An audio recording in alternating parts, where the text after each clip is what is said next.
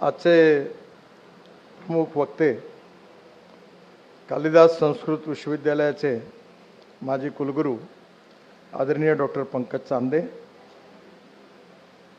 कार्यक्रमाचे अध्यक्ष राष्ट्रसंत तुकडोजी महाराज नागपूर विद्यापीठाचे कुलगुरू आदरणीय डॉक्टर सुभाष चौधरी, कार्यक्रमाला उपस्थित असणारे उच्च न्यायालयाचे माजी न्यायमूर्ती आदरणीय अरुण चौधरी साहेब, शिवाजी शिक्षण संस्थेचे अध्यक्ष आदरणीय हर्षवर्धनजी देशमुख, मंचावर उपस्थित शिक्षण संस्थेचे सर्व पदाधिकारीगण आणि उपस्थित सर्व बांधवांना आणि बहिणींना, डॉक्टर पंजाबराव उपाख्य भाऊसाहेब देशमुख यांचा 125वी जयंती उत्सव आणि राष्ट्रसंत तुकडोजी महाराज विद्यापीठाचा शताब्दी महोत्सव अशा दोन्ही योगाने आज डॉक्टर पंकज चांदे यांनी डॉक्टर पंजाबराव देशमुख यांच्या जीवनावर अतिशय अभ्यासपूर्ण असं भाषण आपल्या सगळ्यांच्या समोर मांडलं. डॉक्टर पंजाबराव उपाख्य भाऊसाहेब देशमुख यांच्या कार्यकाळामध्ये मला त्यांना बघता नाही आलं, कारण माझा जन्म नंतर बराच उशिराचा आहे. परंतु विशेषतः पंजाबराव देशमुखांनी शिक्षण क्षेत्रामध्ये विदर्भामध्ये जे शिवाजी शिक्षण संस्थेचं जाळं निर्माण केलं, त्याचा यशस्वी प्रयोग हा विदर्भातल्या शैक्षणिक क्षेत्रातला एक यशस्वी प्रयोग आहे. शिक्षण सर्वस्पर्शी व्हावं, शिक्षणाची गुणवत्ताही मेंटेन राहावी, पण शिक्षण सर्वस्पर्शी व्हावं या भावनेतून त्यांनी शिक्षण क्षेत्रामध्ये अभूतपूर्व कार्य केलं आणि आजही शिवाजी शिक्षण संस्था अनेक प्रकारचे उपक्रम यशस्वीपणे राबवत आहेत. एक प्रकारे ही पंजाबरावांकरता आदरांजलीच आहे. जसं पंजाबरावांनी शिक्षण क्षेत्रामध्ये काम केलं, तसं विशेष रूपाने त्यांनी कृषी क्षेत्रात भारताचे पहिले कृषी मंत्री म्हणून त्यांनी या देशाच्या कृषी विकासाला एक विजन देण्याचा प्रयत्न केला. ज्यावेळी हर्षवर्धन देशमुख साहेब माझ्याकडे भोंगळेंना घेऊन आले, सुधीर भोंगळेंना, त्यावेळी बरीचशी माहिती त्या काळातली ही उपलब्ध नव्हती. त्यावेळी मी प्रकाश जावडेकरांना आणि पार्लमेंटच्या अधिकाऱ्यांना फोन करून ती सगळी काढण्याकरता, फोटोग्राफ्स माहिती काढण्याकरता त्यांना सहकार्य मागितलं आणि सुधीर भोंगळेंनी खूप परिश्रम घेतले, मेहनत घेतली. त्या काळामध्ये ते दिल्लीमध्ये राहिले आणि अतिशय चिकाटीने त्यांनी सगळी माहिती मिळवून त्यांनी भाऊसाहेबांच्या जीवनावर अतिशय उत्तम असं पुस्तक पण लिहिलं. ज्यावेळी शताब्दी महोत्सव किंवा 125 वर्ष पूर्ण महोत्सव हे होतात आणि आपल्याकडे ही प्रथा आणि परंपरा आहे की त्या कार्यक्रमामध्ये आपण वक्ता येतो, भाषण देतो, पुस्तिका निघतात, स्मृतिग्रंथ निघतात आणि या सगळ्याच्या आधारे त्याला आपण आठवण ठेवण्याचा प्रयत्न करतो. हे सगळे महत्त्वाचे आहेतच, पण या कार्यक्रमामध्ये नंतर असं होतं की हा कार्यक्रम संपल्यानंतर मात्र लोकांना हळूहळू त्याचा विसर पडतो आणि त्यामुळे त्याचा परिणाम जो होतो तो काही निश्चित कालावधीपुरता लोकांच्या मनावर असतो. विशेषतः पंजाबराव देशमुखांचं जीवन आणि त्यांनी केलेलं कार्य हे विदर्भाशी संबंधित आहे आणि विदर्भाच्या संबंधित असणारा या शैक्षणिक आणि कृषी आणि ग्रामीण क्षेत्रातल्या त्यांच्या कार्याची विजन याच्या आधारावर महाराष्ट्र सरकारने पण ज्यावेळी कृषी विद्यापीठाची निर्मिती केली तेव्हा डॉक्टर पंजाबराव देशमुख यांच्या नावाने अकोल्याला कृषी विद्यापीठाची स्थापना केली. मला अतिशय आनंद आहे की यावेळी आम्ही सगळ्यांनी मिळून गेल्या 15-16 वर्षापासून आम्ही एक ॲग्रो विजन म्हणून ॲग्रो कन्व्हेन्शनचा मोठा कार्यक्रम, ॲग्रो एक्झिबिशनचा कार्यक्रम घेतो. 41 विषयावर त्यात वर्कशॉप पण होतात आणि म्हणून यावेळी आम्ही सगळ्यांनी मिळून डॉक्टर पंजाबराव देशमुख यांच्या नावाने मोठं एक ॲग्रो कन्व्हेन्शन सेंटर पंजाबराव कृषी विद्यापीठाच्या जागेवर बांधायचं ठरवलं आणि मला अतिशय आनंद आहे की आम्ही जेव्हा विनंती केली त्यावेळी देवेंद्रजींनी 300 कोटी रुपये या कामाकरता मंजूर केलं. आता त्याचेही भूमिपूजन घेण्याचा विचार आहे आम्ही त्याच दिवशी, ज्या दिवशी 28 डिसेंबर ना 27 डिसेंबरला अमरावतीला कार्यक्रम होता, त्याच दिवशी याचं कामाची सुरुवात करण्याचं ठरवलं. पण हे एक्झिबिशन सेंटर होत असताना मी याच्या कमीत कमी 10-12 मिटिंगा घेतल्या. आणि आपल्या भारतामध्ये आर्किटेक्ट असोसिएशनचे अध्यक्ष आहेत हबीब खान, फार मोठे ताज ग्रुपचे आर्किटेक्ट आहेत. त्यांना काम दिलं आणि मी त्यांना सांगितलं की 21व्या शतकात कृषी आणि ग्रामीण क्षेत्राची जी विजन आहे ती विजन या पंजाबराव देशमुख ॲग्रो कन्व्हेन्शन सेंटरला मिळाली पाहिजे. त्याचं डिझाईन खूप सुंदर तयार झालं. आता त्याला स्वीकृती पण मिळाली आणि त्या कामाची सुरुवात होणार आहे. आणि दरवर्षी जागतिक दर्जाचं, आंतरराष्ट्रीय दर्जाचं कृषी प्रदर्शन आणि हे कन्व्हेन्शन आणि त्याच्याच बाजूला रिंग रोडवर एक 5 स्टार हॉटेल, कारण याला जगातून माणसं येतील कन्व्हेन्शनला. तर परवाच ताज ग्रुपचे लोक माझ्याकडे आले होते आणि त्यांना मी ती पण जागा सुचवली होती. आणि जेणेकरून त्या सगळ्यातून कृषी विषयाच्या बाबतीत विदर्भाच्या विकासामध्ये येणाऱ्या काळात ज्या फ्युचरिस्टिक टेक्नॉलॉजी आहे, फ्युचरिस्टिक विजन आहे आणि फ्युचरिस्टिक जे प्लॅनिंग आहे त्याचं इम्प्लिमेंटेशन 50 वर्ष दूरचा विचार करून करण्याची आवश्यकता आहे. ज्यावेळी आपण जर हा दूरचा विचार केला तर नक्कीच या सगळ्या गोष्टीचा फायदा भविष्यामध्ये आपल्याला निश्चितपणे होणार आहे. मला याही गोष्टीचा आनंद आहे की पंजाबराव कृषी विद्यापीठ हे जास्त लोकाभिमुख व्हावं आणि लोकांनी, विशेषतः शेतकऱ्यांनी या विद्यापीठाचा जास्तीत जास्त फायदा घेतला पाहिजे असा आग्रह मी आपले व्हाईस चान्सलर यांना सातत्याने लावला. आणि मी एकदा त्यांना म्हटलं की मी एकदा असं मत मांडलं होतं की कृषी विद्यापीठाची ग्रँट बंद करा आणि सगळे 6व्या 7व्या वेतन आयोगाला सांगा की कृषी उत्पादनातून बीज तयार करा, पैसे कमवा आणि त्यातून आपले पगार घ्या. तुम्हाला सरकारकडनं फक्त 7वं वेतन आयोग पाहिजे ते जरूर घ्या, पण त्या प्रमाणामध्ये कामही पण झालं पाहिजे.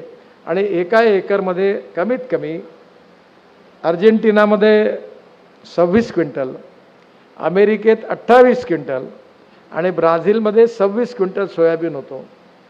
आणि आपल्याकडे, माझ्याकडे तर 5 क्विंटल होतं. तर मला माहीत नाही हर्षवर्धन पाटलांकडे किती झाला. म्हटलं पहिले माझ्या घरी जोपर्यंत 20 क्विंटल होत नाही तोपर्यंत तुमच्या विद्यापीठाचा आम्हाला काही उपयोग नाही. तुम्ही मला काय गाईड करायचं करा, सीड द्यायचं ते पण हे करून दाखवा. दुसरं, विदर्भात कापसाचं पीक आहे. इस्रायलमधून मध्ये आपण इस्रायलमध्ये 25 क्विंटल कमीत कमी एकरी कापसाचं ॲव्हरेज आहे आणि आपल्या इथे ते 12-15 क्विंटलपर्यंत 10 क्विंटलच्या वरती आहे. या बाबतीमध्ये अनेक गोष्टी अशा आहेत की त्या बाबतीत विदर्भामध्ये कापसावरच विदर्भाचं अर्थकारण आहे. आणि कॉटन प्राईज मेकॅनिझमच्या या भानगडीमध्ये सध्या अनेक शेतकऱ्यांनी आत्महत्या केल्या, ज्या पूर्व पश्चिम विदर्भात म्हणजे अमरावती, अकोला, वाशिम, बुलढाणा आणि अमरावती या जिल्ह्यात जास्त झाल्या, वर्धा. त्यामुळे येणाऱ्या काळामध्ये पंजाबरावांची जी विजन होती त्याच्या आधारावर कार्यक्रम आपण भाषणाचे, संमेलनाचे, कन्व्हेन्शनचे सगळे घेऊ. पण मी नेहमी म्हणतो की जोपर्यंत प्रत्यक्ष परिस्थितीमध्ये बदल होत नाही आणि तो बदल सर्वसामान्य शेतकऱ्यांना, गरीब माणसाच्या फायद्याचा होत नाही तोपर्यंत त्याला काही उपयोग नाही आहे. फायनान्शियल ऑडिट महत्त्वाचं आहे, पण फायनान्शियल ऑडिटपेक्षा परफॉर्मन्स ऑडिट खूप महत्त्वाचं आहे.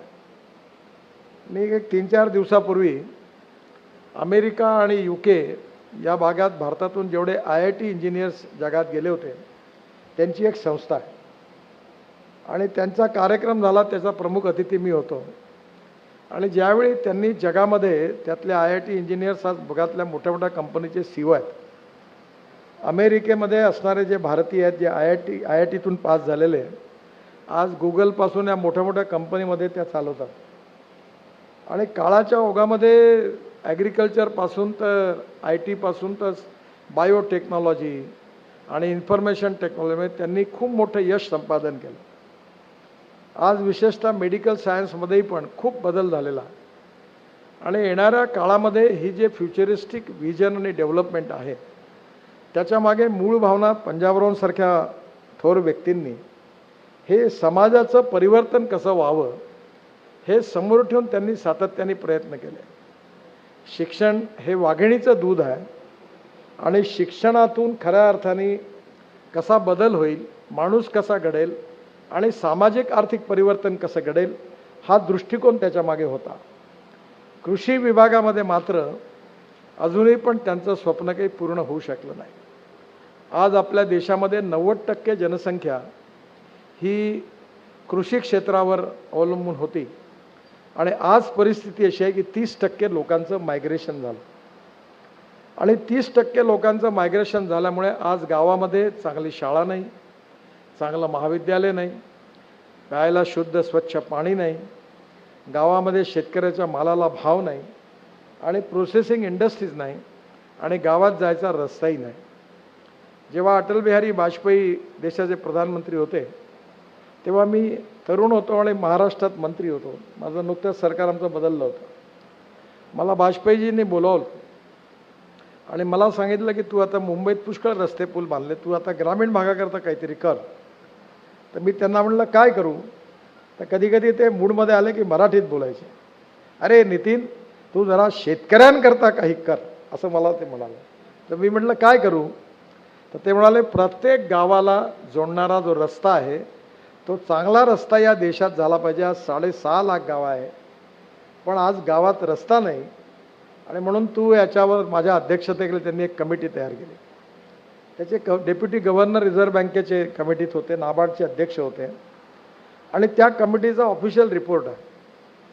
त्या रिपोर्टमध्ये असं आलं की केवळ गावात जर रस्ते झाले तर शेतीचं उत्पन्न, त्या काळातला रिपोर्ट आहे, 1,10,000 कोटींनी आपलं GDP वाढेल. गावात शेतकऱ्यांना दूध शहरात विकता येईल, फळं फुलं भाजी विकता येईल. आज उत्पन्न जास्त झालं तर एक्सपोर्ट बंद होतं, कमी झालं तर कोणी मदत करत नाही. ग्लोबल इकॉनॉमी आहे त्यामुळे भाव कोणाच्या हातात नाही. MSP जास्त आहे, मार्केट प्राईस कमी आहे आणि त्यामुळे येणाऱ्या काळामध्ये शेतीच्या विकासाची जी सर्वांगीण विजन आहे त्याच्यामध्ये सरकारी विद्यापीठं आणि सरकारी यंत्रणेचे खूप मोठं योगदान असलं पाहिजे. मी शेवटी कंटाळून फार काही सरकारच्या प्रयत्नात पडत नाही. मी आपल्या डोक्याने काम करता करता तर मला गरज पण नाही. मी माझे स्वतःचे 15-20 कोटी रुपये खर्च करून प्रयोग करत असतो, कारण माझ्या अर्ध्या प्रयोगात फायदा होतो आणि अर्धे प्रयोग नुकसानीत जातात. पण त्यामुळे मी सेल्फ डिपेंडंट आहे. त्यामुळे साखर कारखाना उघडून मी पाप केलं असं मी म्हणायचो आणि ते खरंही होतं, कारण विदर्भामध्ये साखर कारखाने काही यशस्वी होऊ शकत नाही. पण आता ते यशस्वी झालं कारण बायोफ्युएलमुळे झालं. आणि आता मला असं वाटतं की शेतीविषयक टेक्नॉलॉजीचा उपयोग करून ग्रामीण भागाचं चित्र बदलू शकतं. आणि मी याच्यातले अनेक प्रयोग, मी नेता म्हणून नाही म्हणत, मी आता 1800 कोटी रुपये माझ्या परिवारावर कर्ज आहे आणि 2,500 कोटी टर्नओव्हर आहे. तर मी याच्यात खूप आडवे तिडवे बरेच प्रयोग केले आणि आता माझा विश्वास आहे की हे होऊ शकतं. पण हे करण्याकरता जनतेचं सहकार्य पाहिजे.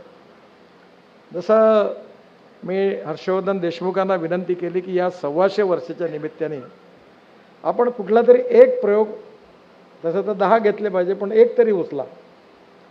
हे नेते येतात, भाषण देतात, सगळे येतात, होतात, पुस्तिका निघते, ग्रंथ निघतो, पुन्हा ते वाचणारे काही वाचतात, काही वाचत नाहीत आणि तो संपला कार्यक्रम की मग मात्र लोक ते हळू विसरून जातात. म्हणजे हे सत्य आहे, माझी कोणावर टीका टिप्पणी नाही करायची मला.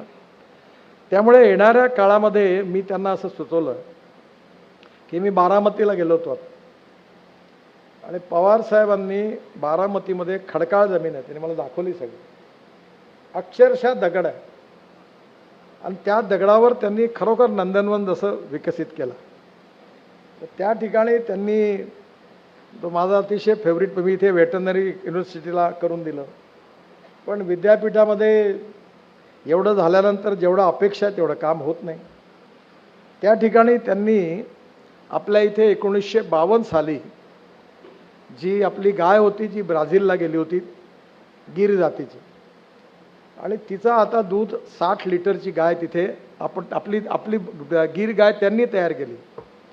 आणि त्या गाईचा जो सांड होता टोरॅन्डो, त्याचं सिमेंस आपण भारतात आणला होता आणि त्या आपल्या 2 लिटरच्या गाईला दिलं तर गोरी जी होईल ती 12-15 लिटरची होईल. पण याच्या पलीकडे जाऊन टेक्नॉलॉजी आणि सायन्समध्ये आमूलाग्र बदल झाला आणि तो म्हणजे एम्ब्रिओ ट्रान्सफर. आणि त्याच्यामध्ये 2 लिटरच्या गाईचा गर्भ बदलवायचा आणि त्याच्यामध्ये त्या गीर जातीचा जो टोरॅन्डो बुल होता त्याचं सिमेंट्स टाकून त्याची जसं टेस्ट ट्यूब बेबी आहे तसं टेस्ट ट्यूब गोरी तयार करण्याचं काम सुरू झालं. मी इथे वेटरनरी कॉलेजला 15-20 कोटी रुपये मिळवून दिले.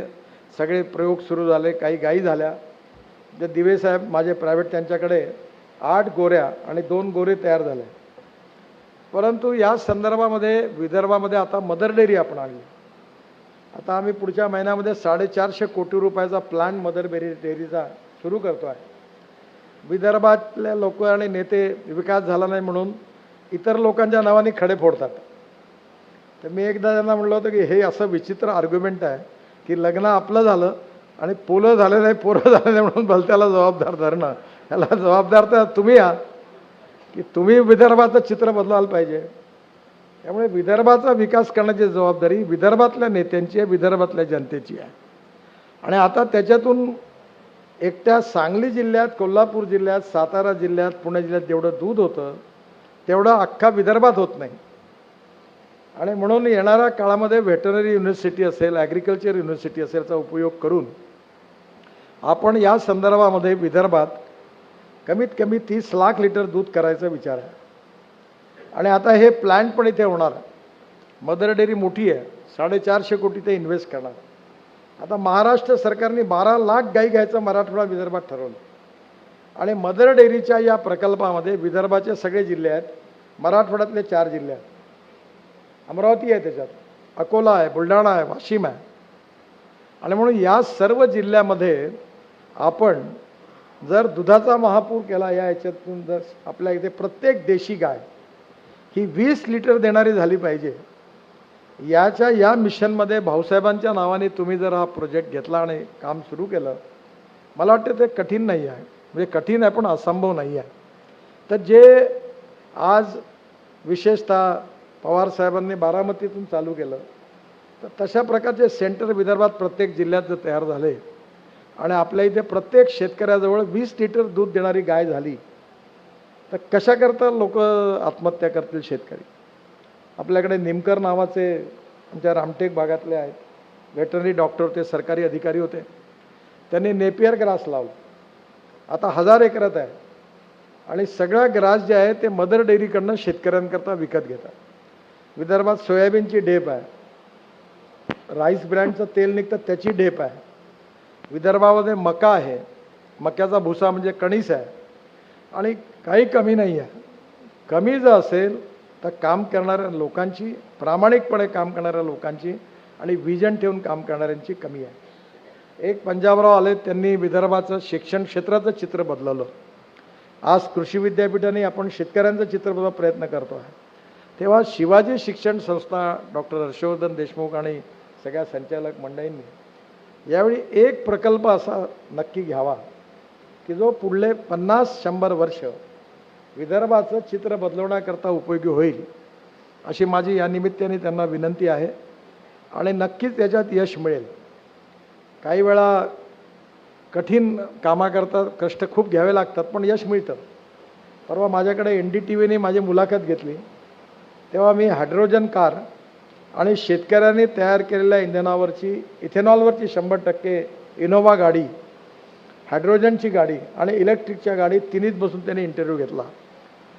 मला जेव्हा त्यांनी विचारलं की मी जेव्हा 12 वर्षापूर्वी 2004 साली मी जेव्हा हे सांगायचो तर लोक मला हसायचे. म्हणजे बरोबर एक RSSचे सरसंघचालक होते डॉक्टर सुदर्शनजी, आणि ते इंजिनियर होते, मेकॅनिकल इंजिनियर.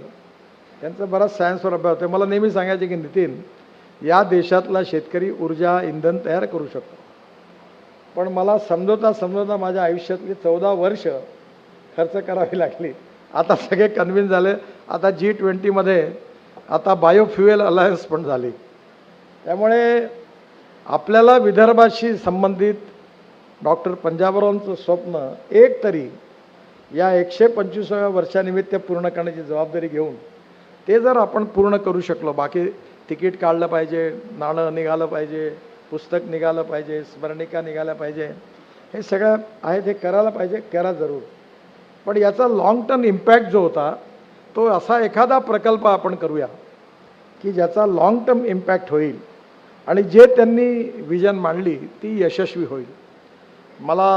मी पुन्हा डिसेंबर महिन्यात अमरावतीला येणारच आहे.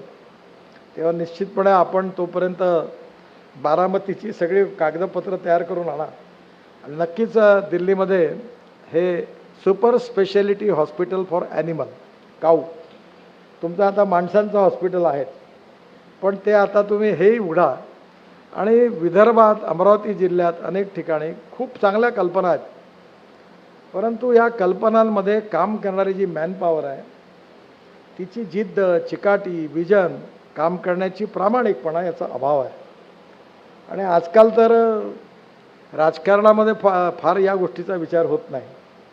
फक्त मला निवडून द्या, मग माझ्या बायकोला तिकीट द्या, तिला निवडून द्या, मग माझ्या मुलाला निवडून द्या, मग माझ्या परिवारात द्या, आणि सगळं झाल्यानंतर पुन्हा पुढच्या वर्षी पुन्हा मला निवडून द्या. पण कशाला निवडून द्या, तुम्ही काय केलं याचं शेवटी कोणीतरी जनतेने त्यात उत्तर विचारणार, सगळ्याच पक्षाच्या लोकांना विचारणार. आणि त्यामुळे येणाऱ्या काळामध्ये आपल्याला कृषी आणि शिक्षण, तर शिक्षण क्षेत्रात नक्कीच शिवाजी शिक्षण संस्थेच्या माध्यमातून अभूतपूर्व काम पंजाबरावांच्या प्रेरणेतून झालं आणि त्याचा एक चांगले परिणाम आहेत. तसं कृषी क्षेत्रामध्येही एक चांगलं काम यावेळी शिवाजी शिक्षण संस्थेने जरूर करावं.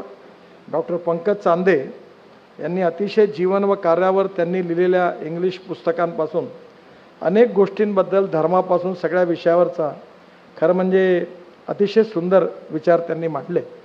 आपल्या देशामध्ये विचार भिन्नता ही समस्या नाही आहे, विचार शून्यता ही समस्या आहे. गंगा गए गंगादास, यमुना गए यमुनादास, जो मंत्री बना.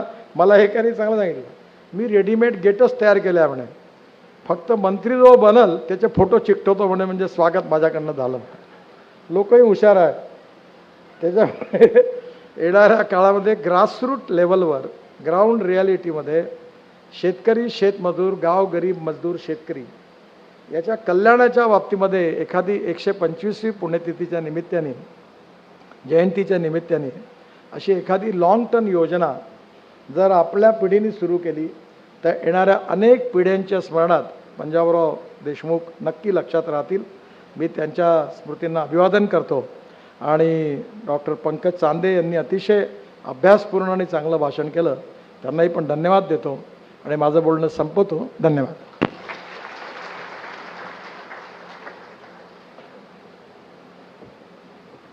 धन्यवाद साहेब.